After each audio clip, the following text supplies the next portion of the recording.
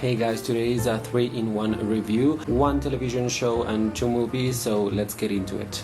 Well, the television show is Loki that just wrapped up on Disney Plus. I have to say that I thought it was better than Falcon and Winter Soldier. I don't know if it was better than WandaVision. I think it had a better resolution, if you will, than WandaVision, but maybe not the story. Some of the story points to me seem a little bit too, like they come out of nowhere a little bit, especially with Sophie, but I did like the romantic side of the whole thing. I mean, I think it's very interesting that Loki not only got a romantic interest, but that he was revealed to be bisexual or pansexual. I don't really know which one of the two it is, and also that he was revealed to be in love with himself, actually in love with himself, which is funny, but at the same time it's like, oh, it was there every time, like from the beginning of the character, so it's kind of obvious at the same time. So I really like that side, and I think Tom Hiddleston did a fantastic job kind of making the character a little bit more interesting, like showing more sides of him, because as we know, he generated this character from the original Avengers movie, not from what happened in Thor Ragnarok and Avengers Endgame. Now we have this new Loki that has a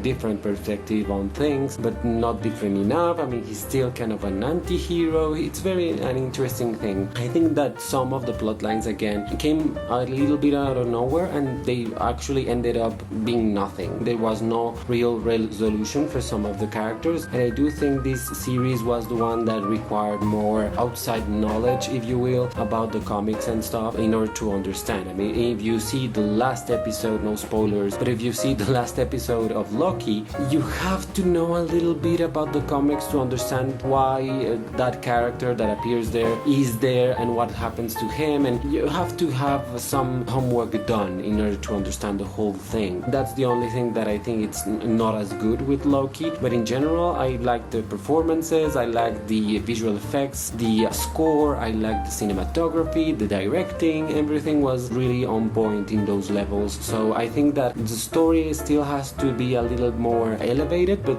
I mean, we're getting a season 2, so that's going to be very entertaining. I really recommend you to watch Loki if you haven't seen it, and I really recommend to watch all the other series. The 3 series are really good, and I'm really hoping to see the rest of the Marvel series that are coming this year, including What If, Hawkeye, and Miss Marvel. One of the movies I'm talking about is A Quiet Place 2, directed by actor-director John Krasinski and starring his wife Emily Blunt. This movie picks up right after the first movie ended, and it explains a little bit what happened when the aliens arrived. There are still things to explain, but I think this movie is marvelous because in 1 hour and a half, in 90 minutes, they have a full story. They really tell us some new details about the characters. They make the characters evolve also, and there are many interesting scenes with scares, with nice visual effects. The sound design in these movies are really great. We have great acting. I mean, everything in just 90 minutes, which is kind of cool because now movies are like 2 hours and a half, and they expect us to bear with them all of that time, and it's like, oh my god, 2 hours and a half.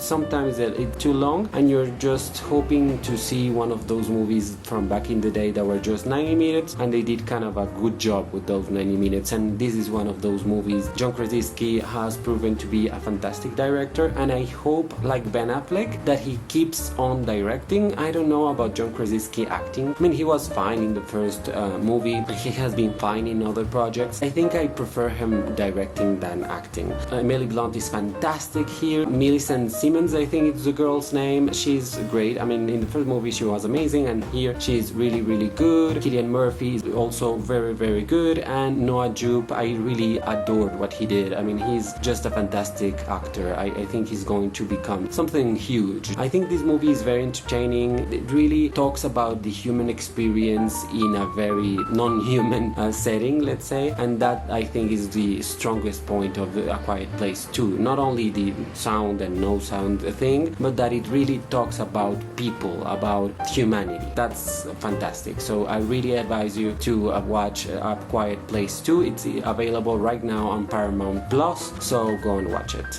And the final movie I'm talking about is The Tomorrow War, starring Chris Pratt, and this movie is available on Amazon Video, or the Amazon streaming service, whatever the name is. It's a little convoluted, to be honest, but basically people from the future come to the present and they're like, there's a war in the future, so you have to help us because your children are dying and you have to help us preventing these aliens from killing humanity. Big surprise, you have to help everyone, and it's not believable. I mean, I have to say that this movie is 2 hours and a half long. I think even a little bit longer than that, and it's way too much. Way too many scenes that don't amount to anything. The first half of the movie is boring as fuck because it repeats so many tropes of 90s sci-fi movies, but the bad ones, the bad tropes. I think it's so silly to make a big movie like this, a big sci-fi movie like this today, and not make it like a world thing. Of course, nowadays everything is about diversity, everything is about having a diverse cast, but there are 2 black guys in this movie, physically 2 black guys and 1 black woman that has like 2 lines, and the rest are white people. And that's a problem. And why is it a problem? The movie makes it seem like everything is happening and the world is fucked, basically. And there's no Latino people, no Asian people, no Native American people, and no one else is involved in this. So it's like, wait, the world is helping, but no one from other countries is in here? Like, what?